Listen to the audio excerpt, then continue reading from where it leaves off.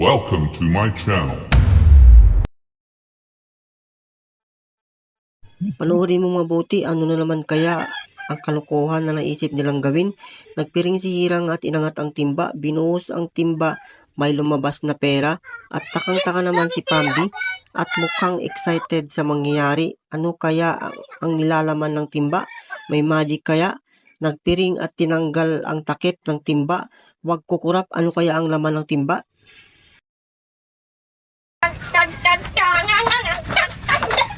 Panoorin nyo si Pambi naglalakad tapos bigla siyang binatukan.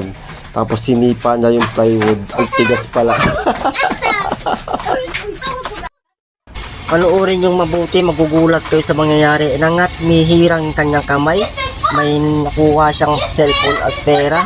Tapos tuwang-tuwa naman ang bata.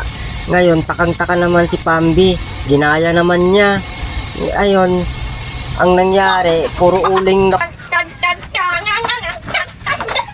Naglalakad si Pambi may bitbit na soft drinks. Pagkatapos inilapag niya ito sa lupa, may nakita siyang pera sa ilalim ng gulong. Gusto niyang kunin ito pero hindi niya makuha-kuha.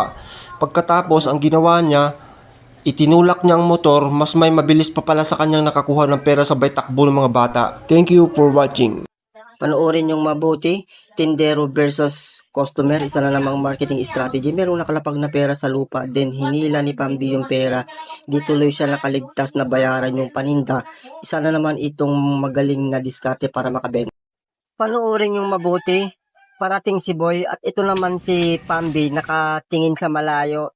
Dinampot ni Boy yung paninda at kasama yung pera. Wala din namang kaalam-alam si Boy na meron pala itong tali. Yun, at inabot din yung bayad sabay alis.